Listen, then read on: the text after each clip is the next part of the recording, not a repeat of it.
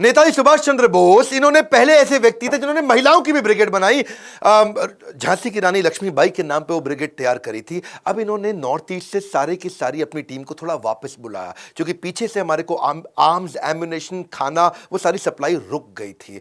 अब सुभाष चंद्र बोस जी इस समय ऑल्टरनेट प्लान को बिल्ड कर रहे थे। तो इन्होंने क्या सोचा, वियतनाम जापान के पास ही था, तो ये वहां से फ्लाइट लेकर के मॉस्को जाना चाहते थे।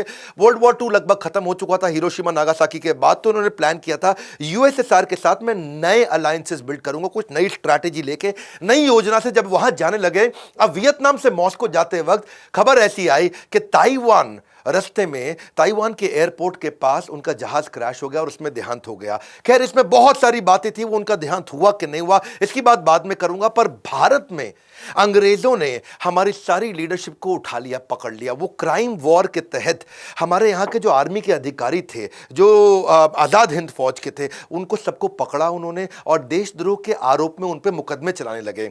यहाँ पे नेताजी अब तक बहुत काम कर चुके थे और पूरी दुनिया में खबर फैल चुकी थी कि उनका देहांत हो चुका है, अब वो जीवित नहीं है। अब ये थोड़ा मनोबल टूट रहा था, लेकिन गुस्सा भी बहुत बढ़ रहा था। इनके जो 3 सबसे इंपॉर्टेंट सीनियर लीडर्स थे, जिसमें शाहनवाज हुसैन, गुरबख्श सिंह ढिल्लों, ये पंजाबी थे, और पीके सहगल, ये तीनों के करेज ऐसे थे कि जब इनको अंग्रेजों ने दिल्ली में बुला के तंग करना शुरू किया और इन्होंने बड़ी मजबूती के साथ बोला कि हम आज़ाद हिंद फौज के लिए लड़के हमने ठीक किया, तो वहां पे ये बातें अखबार में आनी थी, अखबार में आ गई। अब नेताजी सुभाष चंद्र बोस का देहांत हो गया, यहां ये सब पकड़े गए, तो ये गुस्सा भारत में बढ़ने लगा।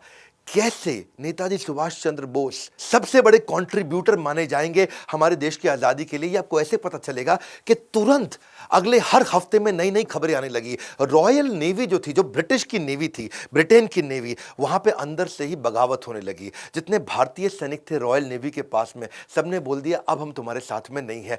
जब वो सब खबरें आई तो रॉयल एयरफोर्स मतलब जो ब्रिटेन के पास एयरफोर्स थी, यानी कि जिसमें भारतीय सैनिक काम करते थे, वहां पर भी बगावत होनी शुरू हो गई। ये कुल मिला के लगभग 20,000 सैनिकों की बगावत पब्लिक में आई और वो खिलाफत और बगावत और बढ़ी, तो सारे सैनिकों में गुस्सा आने लगा।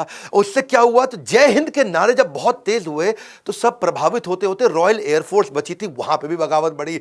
रॉयल एयरफोर्स और रॉयल आर्म फोर्स के बाद में बची ब्रिटिश इंडियन आर्मी, वहां विद्रोह चालू हो गया। अब ये विद्रोह पूरा फैल गया, सारे के सारे लोग गुस्से में आ चुके थे और अंग्रेजों को अंदर लगने लगा कि भाई अब इन पे भरोसा करना संभव नहीं है।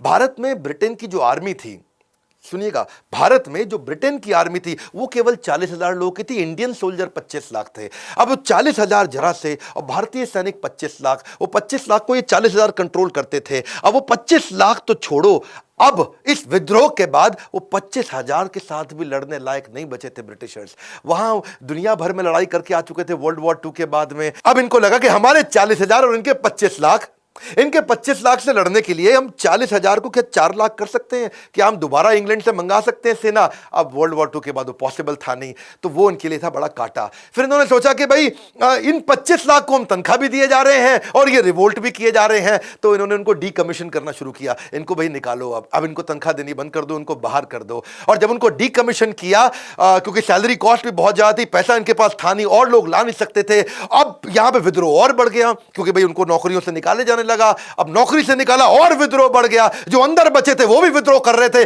जो बाहर आ रहे थे वो भी विद्रोह कर रहे थे।